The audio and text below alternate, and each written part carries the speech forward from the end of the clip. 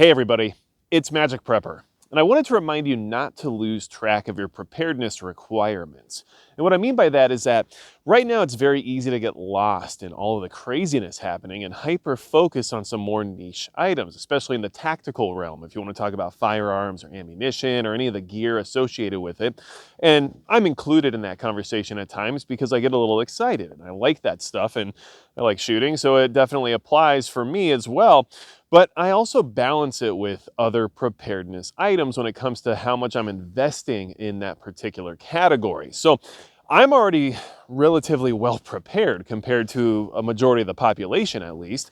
And I have a lot of food and water and everything else, but that doesn't mean I lose track of my bare necessities. And food and water and power and things like that are still extremely important and beneficial for any preparedness related scenario. Now, you have to have firearms, you have to have ammo, you have to have training and everything else related to that to protect the assets that you're investing in, such as the food and everything else. But without the food, you're not going to last very long no matter what the situation is. Whereas without the firearms and the training and the ammunition, you're not really sure what's going to happen, but you know you're going to be eating in the meantime, right?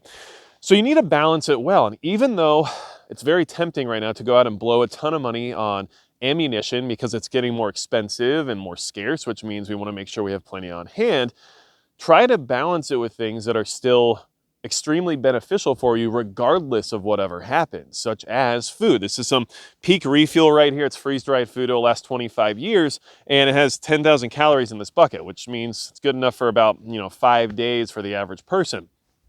But this wasn't inexpensive. I mean, this was actually pretty expensive because it's high quality.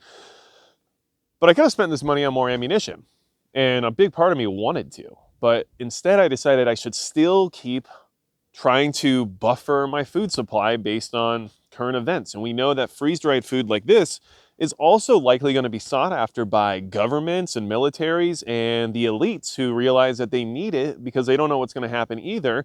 And they'll have to have some kind of high quality, high nutrition valued food on hand for who knows how long, right? So I do need to mention that Midway USA is the biggest supporter of the channel. And of course, a lot of the stuff we talk about here on this channel is available through them. So a big thanks to them for always helping support what I do here.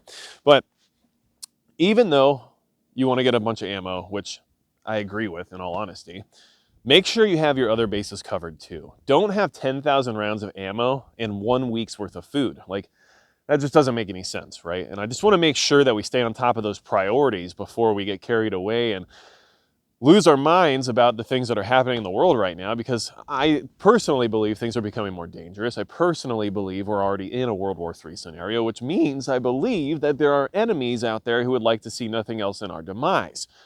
So having the equipment and the ammunition required to repel any sort of attack or defend yourself and your family from any oncoming scenario that could occur is extremely important. And that's why I have those things, and that's why I practice as much as I do. But I also have a lot of food. I also have a lot of water, and I have the ability to generate more water. I have the ability to generate power over a long period of time. Like, these are all things that you have to have in place also. And even though I have a lot of food, and even though I always want more ammo, I'm still getting more food because I have to balance it.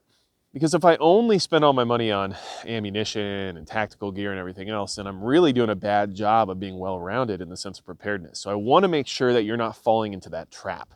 Don't blow everything on another 10,000 rounds of ammo if you don't have enough food to get you through a week or 2 weeks or a month, right? Like, we have to continue that prioritization of the necessities and the requirements of preparedness. Food is a requirement of life.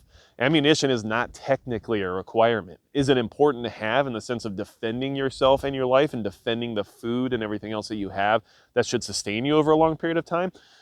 Of course it is. And I think it's a very important thing to have. But in general, you're going to need food no matter what. And food like this, I look at this like as a supplementary food. I don't plan on eating a bunch of freeze-dried meals on their own if I find myself in a situation where I'm having to crack buckets like this open.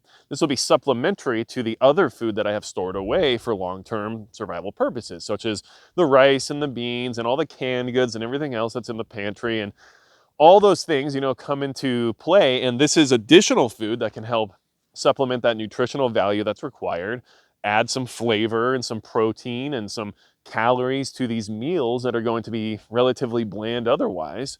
And it allows me to also have something extremely lightweight that could be thrown into the back of a vehicle very easily, or set on a shelf in an obscure part of the home in case we have to take shelter for a longer period of time or whatever it is, right? So that's just how I look at this right now. And beans, bullets, band-aids, right?